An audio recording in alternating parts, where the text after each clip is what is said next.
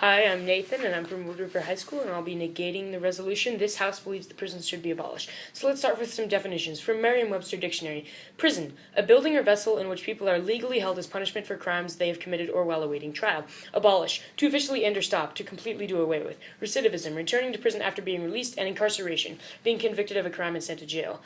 Alright, so framework, which is basically how the round is going to be judged. My framework will be Locke's social contract. According to Elahi in 2015, under the contract, man did not surrender all their rights to one single individual, but they surrendered only the right to preserve, maintain order, and enforce the law of nature. The individual retained the other rights, i.e. right to life, liberty, and estate, because these were rights that considered natural and inalienable rights of men. So what this does is it basically treats people equally until they violate the rules of society in which they are going to be punished.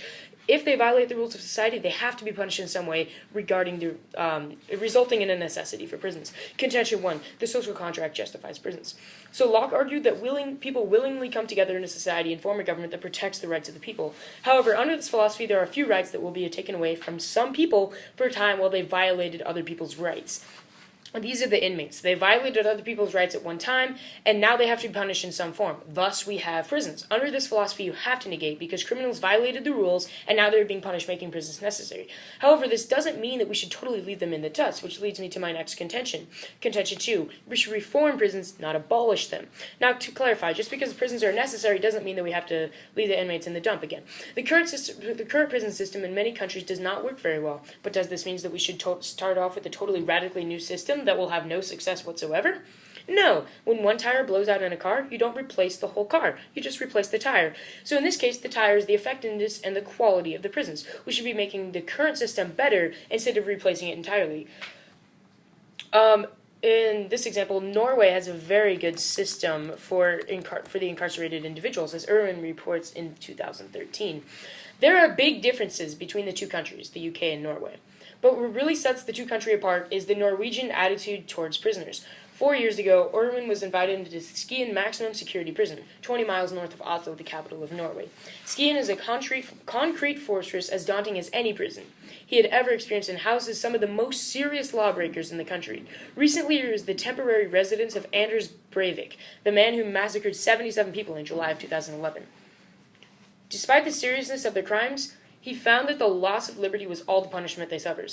Cells had televisions, computers, integral showers, and sanitation. As the majority served their time, they were offered education, training, and skill-building programs. Instead of wings and landings, they lived in small pod communities within the prison, limiting the spread of corrosive criminal prison subculture that dominates traditionally designed prisons. The teacher explained that all prisons in Norway worked on the same principle, which he believed that the reason the country had less than 30% recidivism, the lowest reoffending figures in Europe, and less than half the rate in the UK.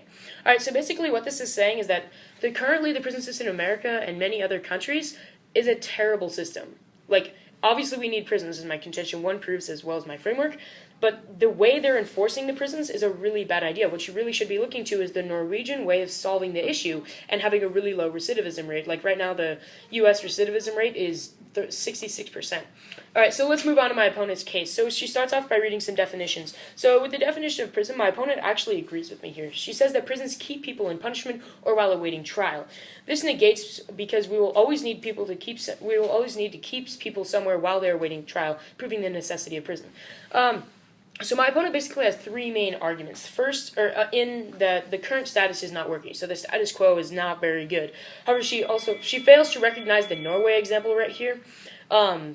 So that's going to basically negate most of them, but we'll take it case by case. So my opponent's argument about the economic issues.